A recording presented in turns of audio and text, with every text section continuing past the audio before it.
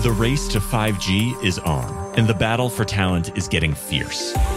Welcome to 5G Talent Talk with Carrie Charles, a podcast dedicated to helping you face the future workforce head on. Navigate this challenging talent landscape with innovative strategies to attract, retain, and engage people in this new world of work. Only here on 5G Talent Talk with Carrie Charles, CEO of Broadstaff Talent Solutions.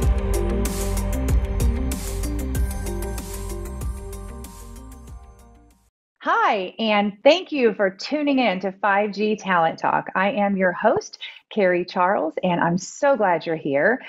About, maybe a month ago, I met these two gentlemen at ConnectX, and we had a phenomenal conversation, and I just learned so much about their company. I said, you need to be on my podcast. They've got a great story and an incredible history. They're doing great things in our industry in 5G. So I'd like to introduce you to Steve Blazenko. He is the CEO of GSS. Hello. And Alex Novak. He is the general manager of GSS. So welcome to 5G Talent Talk. Thanks, Carrie. Thanks, Carrie. Wonderful. So we're going to start out with a little bit about your journeys and the story of GSS. Absolutely. Just to give you a little bit of background, our GSS has just had our 33rd birthday. We were incorporated late 1988. So we're very happy birthday. Thank you. We're very, very proud of that and the longevity of the company. We actually started out doing similar services to what we do in wireless, but in the late 80s, there wasn't much of a wireless business. But we did find our way into wireless in late 1994. And since 1995 have been focusing primarily and today almost solely on the wireless industry. That's incredible. And with Steve, tell me a little bit about your journey and how you got here from where you were.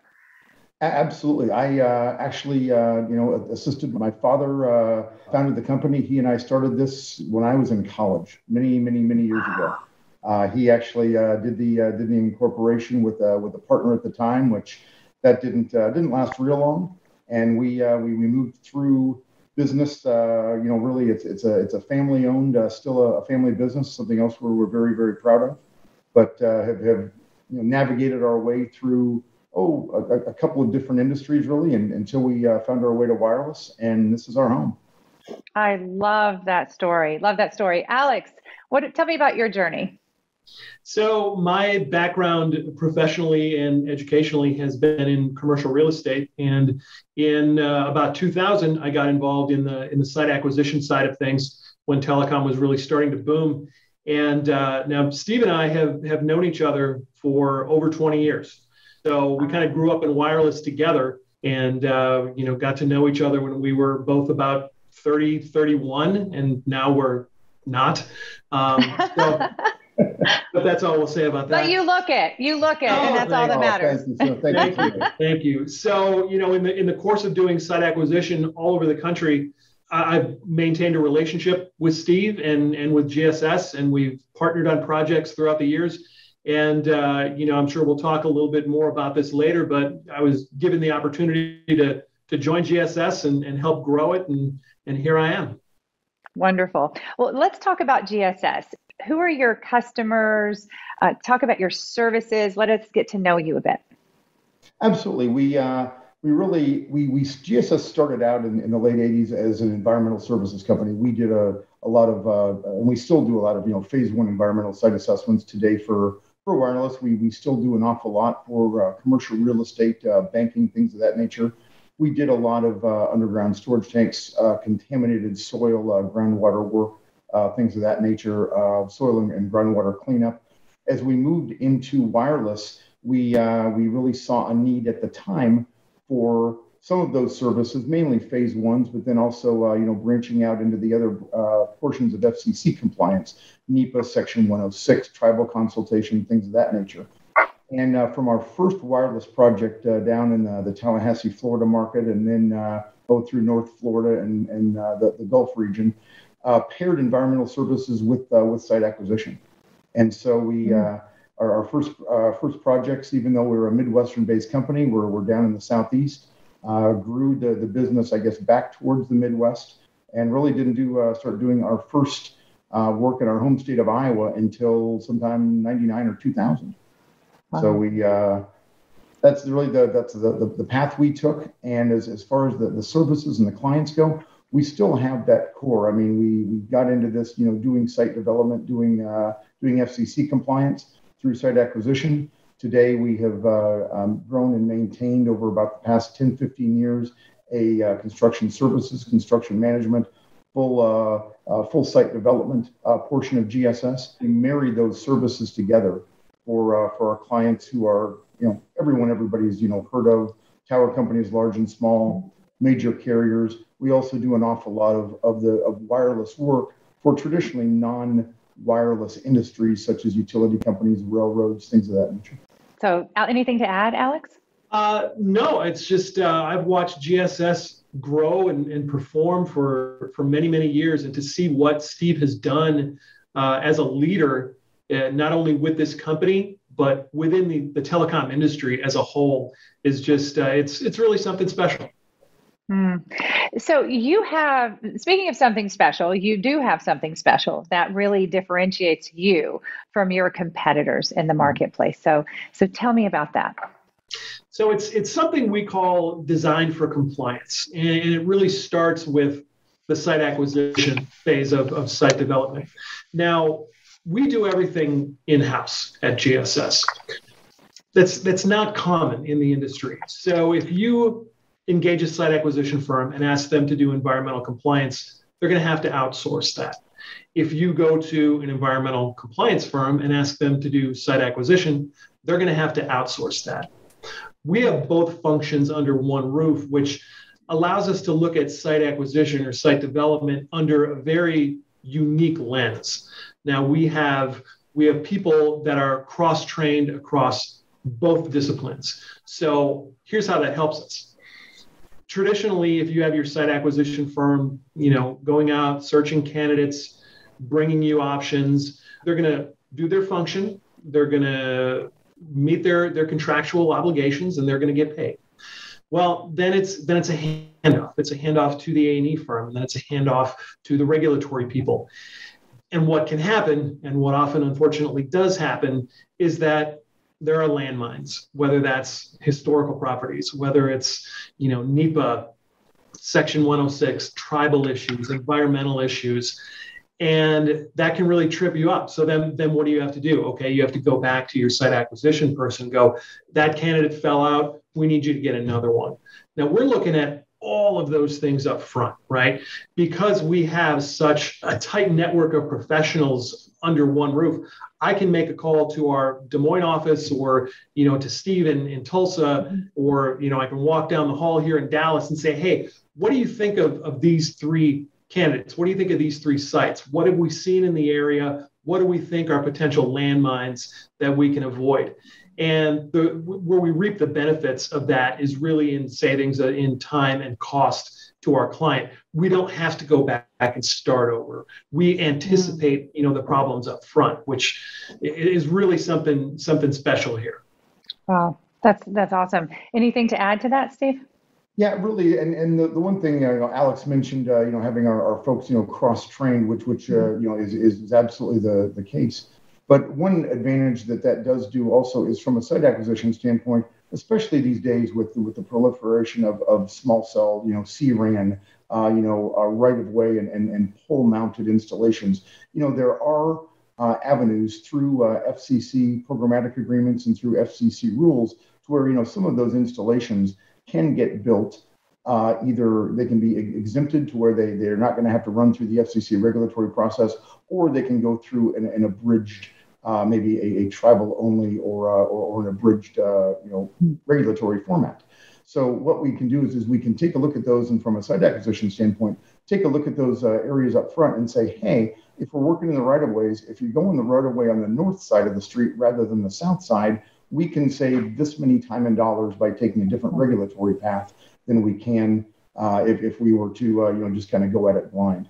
As far as co-locations go, it's also very valuable in that we can take a look at rooftops in the area, even if it's a historic building, and work with site acquisition to design that installation to where it may not have to run through Section 106 and run through the entire 106 and SHPO process. So it ultimately it is a significant cost savings and a time savings for our clients. So you have a really unique visibility and some information that others may not have just because of the way you're structured. So and it makes perfect sense, right? Absolutely. Talk about you have an incredible history. And I know we spoke a little bit about this at ConnectX. That's one thing I was so impressed with, among other things, which we're going to talk about in a few minutes.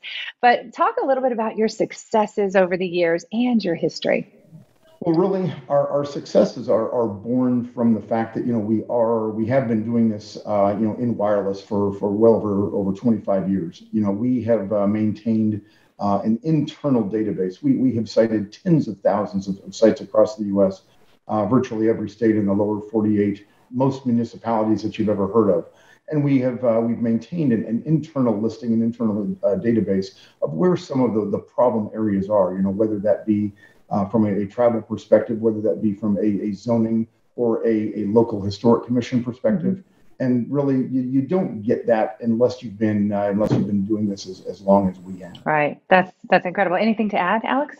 Yeah, just from a geographical standpoint, it really results in very few surprises, going forward. When we have clients asking, "Oh, have you ever seen this jurisdiction, or have you ever done work here?" The answer is inevitably usually yes, and that's always been really helpful to us.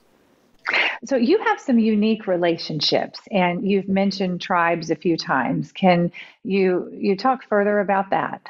Absolutely. When the FCC first started, publishing the nationwide programmatic agreements for co-locates and then for raw land sites back in 2001 and 2005, we really decided at that point to make it our mission to get to know and to build relationships with the Native American tribes that we have to deal with on an everyday basis.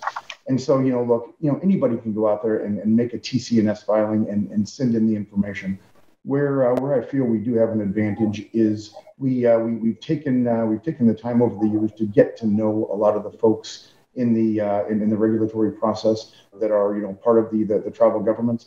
They play a very large and very important role in the Section 106 process, and it's just a matter of approach, taking the time to get to know them, get to know what issues they may have in that particular area geographically, and really going at it from an area or from a perspective of respect.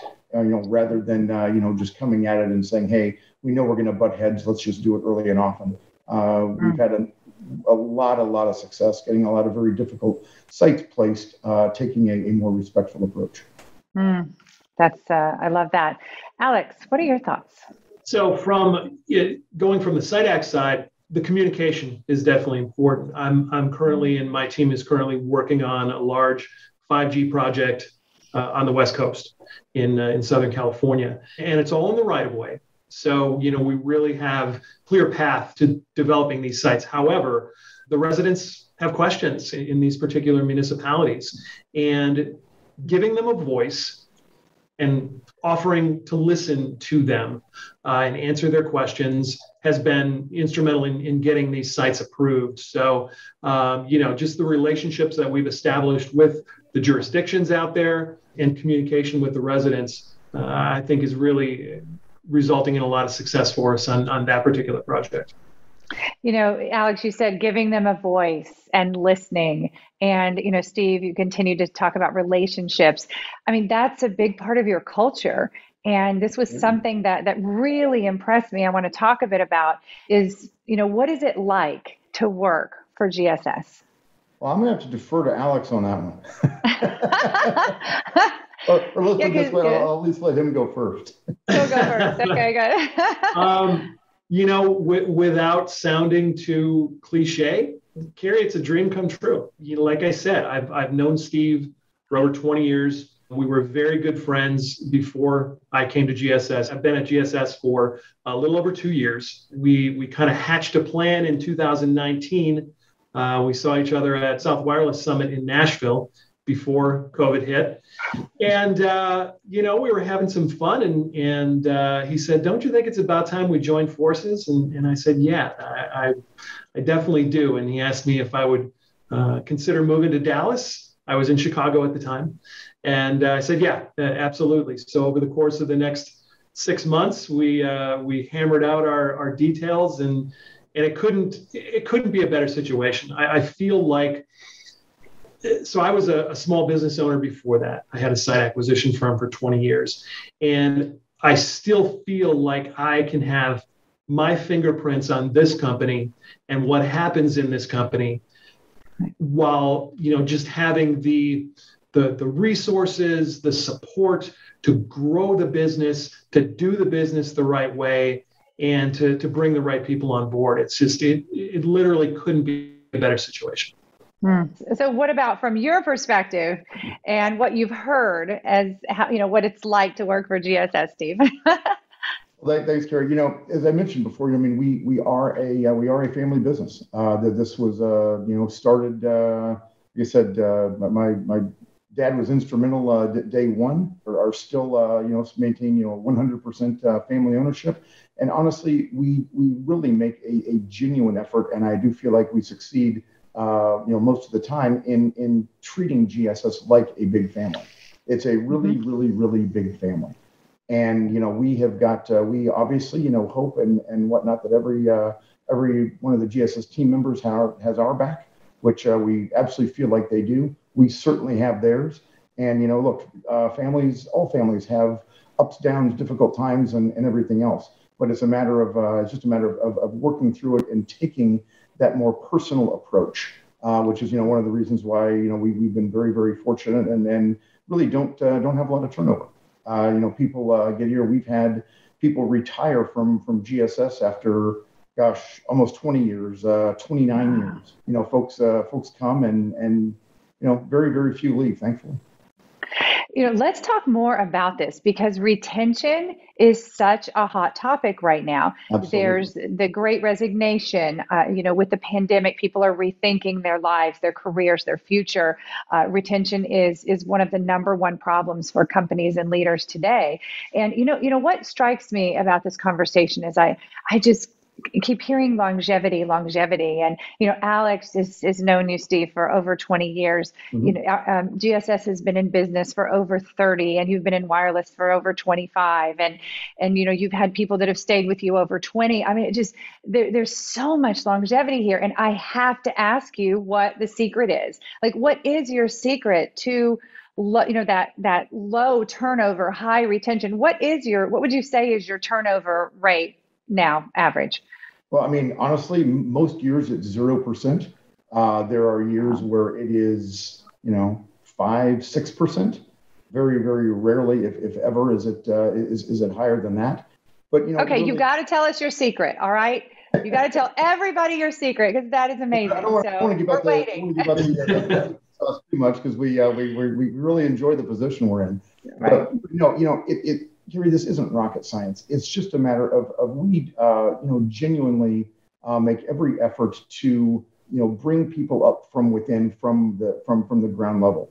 There is not anybody who is today a director level at GSS who did not start at a level below that. It is all homegrown. Uh-huh. We really make every trying to give every opportunity, make every effort to have our folks come up organically from within the organization. The other thing that we really try to do is, it's easy and it's cliche to say, hey, we're a team and this is a team effort.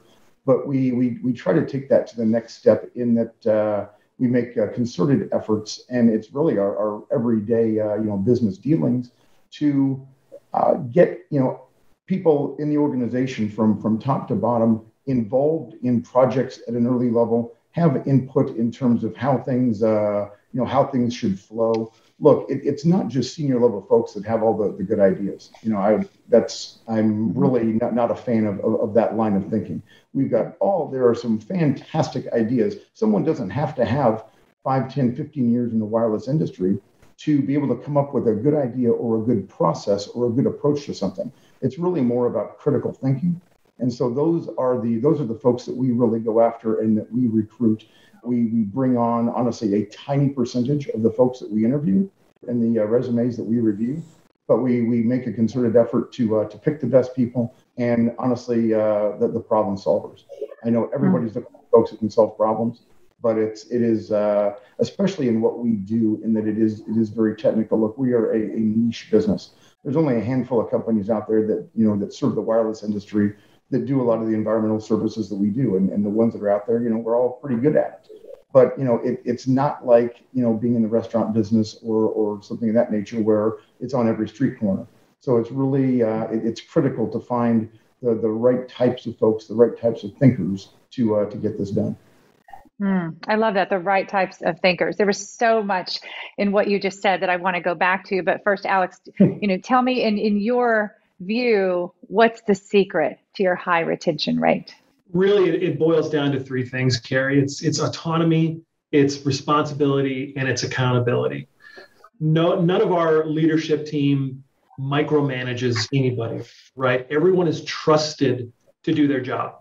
Everyone is given responsibilities. Everyone will be given more responsibilities if they want more responsibilities. And then there's also accountability. Everybody's got expectations. We set the bar high at GSS with the services that we provide to our clients, and our employees are expected to meet that, and they do. And it's really amazing to see.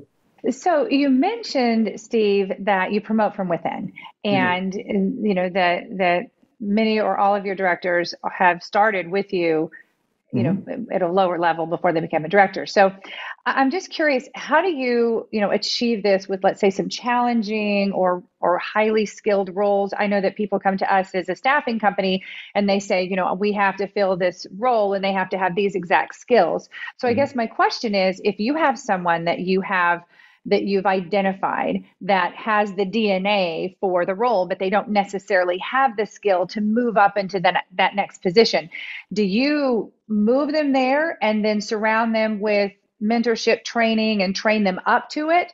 Or how do you handle that when you really need specific skills and experience for a role? When we need specific skills, look, it's great to go out and find folks that have those skills. But to be, perfectly honest, there aren't that many that know Section 106, know NEPA, know wireless site development, and really how those practices, then play into site acquisition, play into overall site development, constructability, things of that nature. And so, for the most part, look, when we have the opportunity, and we have a number of folks on our team today that came from other aspects of wireless or came from competitors, things of that nature. But some of the most rising stars are folks that didn't have a lot of experience or a lot of background in this type of business. They may be familiar with it. Their college degrees matched up, things of that nature. But it's really about finding folks who are hungry, who want to learn, who are, coachable is a word I use on a regular basis, because yes, you've got to be, coachable, honestly, to succeed in this industry and to succeed with GSS. And yes, we will surround you with some of the absolute best folks in the business. I'll put Alex, our director team, a lot of our project manager and senior PM teams up against absolutely anybody out there. And they are going to be immersed with new folks, will be immersed with a tremendous amount of experience surrounding them. And as long as they are willing to learn from that and, realize that, look, there is, I knew ideas are great, but there is a right way and a wrong way to do this. And as long as, you stay within that path of doing things the right way, or we call the GSS way, then you're going to succeed. I promise. So wait, tell me a little bit more about the GSS way. So what is that? Is that your mission, tell me, I want to know. So it's actually, it is a mission. It is page 1 of our employee handbook. It's something that, everybody who comes to work at GSS, becomes familiar with. And it is really about the way of doing business and conducting ourselves in the industry, both with clients, with regulators, with associates, with competitors, with whomever it might be, in a positive, thoughtful, and kind manner. Look, we are here ultimately to serve our clients. we're very old school in that regard. The client is always right. I know that has kind of gone by the wayside the past few years. But it's Right. it's really it's how we do things at GSS. People centric. I love it. I love it. Alex, anything to add? Yeah, it goes back to a couple of the words I threw up before: responsibility and accountability. That applies to our clients too. Not every project goes as planned, as we all know. Things go sideways in this industry, and our clients know that we're going to take responsibility. We're going to fix any problems that arise. Steve and I are very proud of the fact that in our history, GSS has never been fired from a project, and that's a Wow. big thing. That's hard to say for anybody. And really, In the history of your company. yes. Wow, and that's a lot of years. Congratulations. Thank you. Congratulations. Keep going. That's And then great. that speaks to our accountability. Like I said, things happen, but when problems arise, we meet them head on up front. We communicate with our clients very well, and we move on. So we've been very fortunate in that respect, that we have a team that has a lot of integrity, and we're willing to take on any challenges. Wow. So, hiring is a challenge for everyone now, and really everyone, not just in our industry, but all across the world. So, what is your hiring philosophy? How do you find good people? And do you hire for skill, culture, soft skills? How do you do it, and where do you find people? Really, we as far as finding people, it's probably the same way everybody else does. Like we will run ads, we will work occasionally with staffing professionals, things of that nature. As far as bringing a pool together, if someone's got an idea out there, a new way to do it that I'm not familiar with, I'd love to hear it.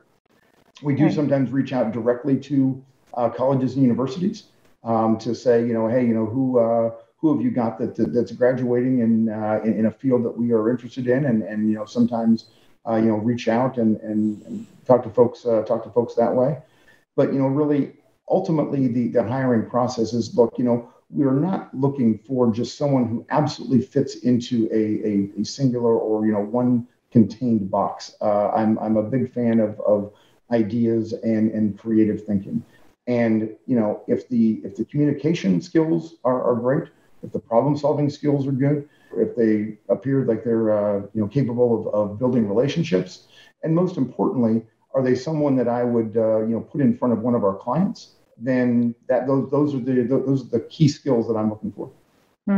Alex, what is the DNA of a GSS team member? A couple of different things: hungry, aggressive, and professional. I coach a few different youth sports, and one thing I always tell my boys, on the various teams, you got to have that want to, right? You gotta have that hunger to do it, and it's an intangible thing that it when you see it, and I don't think you can teach it. And so, the DNA of the GSS employee definitely has that. They definitely have the will to learn more, to take on more, and just to be part of a team. We don't have a lot of lone wolves on our staff, right? We've built a solid network and a solid team. So the culture always starts top down. I mean, it's the leaders, right, that create the culture and keep it alive. So tell me about your leadership philosophies. Is there a common thread for the leaders at GSS, or let's say some traits that you train up in your leaders? Well, really, I mean, the first couple I can think of that are the most important for as far as we're concerned is accountability and leading by example. We are not an organization where the folks in charge or the leaders within the group kick back, don't get involved, aren't accountable, are basically just there to dictate things to the folks down the food chain. We are 100% active in projects. Alex, runs projects on a day-to-day basis. I still run projects, 7, or I guess there's only 5 days in a work week, but No, there's actually 7 in mine. I'm sure there's 7 in yours. The 7-day thing is right, exactly. But it's it's the old adage, I know the folks with the phone companies used to use, is you never want to get too far away from the telephone. You never want to get too far up the food chain to where you don't know what's going on the ground. And all of the folks at GSS, our directors, Sean Hempstead, our development director in Des Moines, is absolutely 100% engaged, not only with his team, with projects, with clients on an everyday basis. It's not the typical pyramid structure that you see in a lot of companies. We're almost more of an upside down pyramid. Everybody, all the folks in the leadership positions are completely engaged. And honestly, look, everybody has their lax moments, but I honestly try to have it to where nobody is out there working harder than I am. That's my philosophy too. I love it. Alex, what makes a great leader at GSS? Just like Steve said, the lead by example, mantra is huge. Coaching, being able to teach, right? A lot of us professionally have skills, but if we can't pass on those skills, you're never going to grow as an organization, right? I think that's the biggest problem that I had being a small business owner. I had trouble trusting someone enough to put my name on them, right? And being now part of this team has forced me to really embrace that. And I think I've grown professionally because of that. So just being able to share, your knowledge and your skills with your teams is critical. I have learned so much just from our conversations. I really have. You inspire me. Let's talk about the future. What's the vision for GSS in the future? What are you up to? What's next? Where are you going? And, anything exciting that you can share with us, maybe about some projects coming up or something cool. As far as the future goes, we are constantly in growth mode. Now, we grow steadily, we grow carefully, and we grow intelligently. I mean, it's honestly, I think one of the reasons that we've been around 33 years is that we've made a concerted effort to never bite off more than we can chew. It's a difficult situation, but we've had clients at times come to us and we've had to say, yes, look, we can absolutely take on that project, but it's not going to get done with the speed or the expedience, or maybe by the personnel that you're used to, and we want to be upfront about that.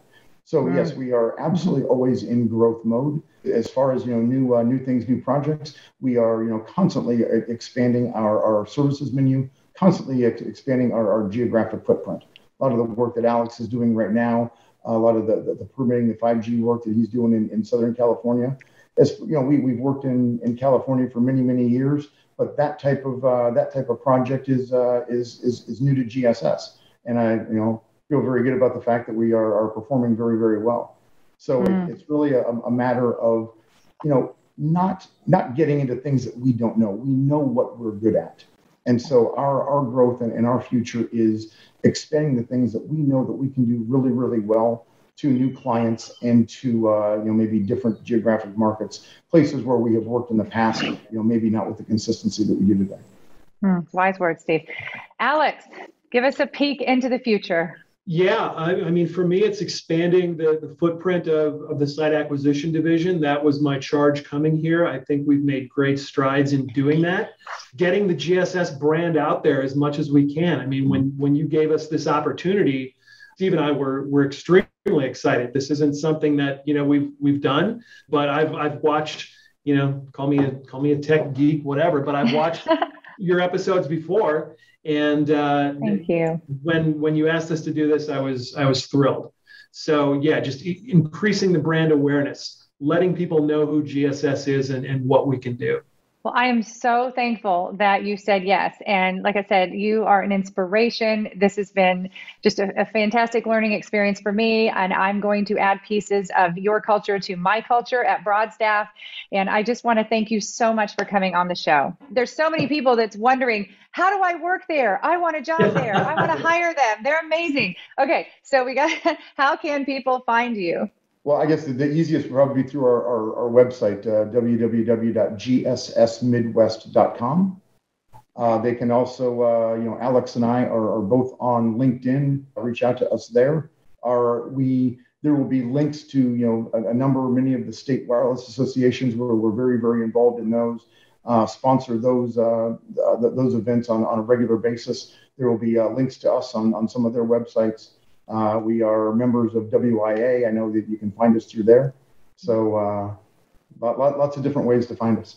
Wonderful. Wonderful. Well, thank you again for coming on the show. This has been awesome. I'm sure that we are going to have a long friendship in wireless. We look forward to it, Carrie. Thank you very much. Take care. Thanks, Carrie.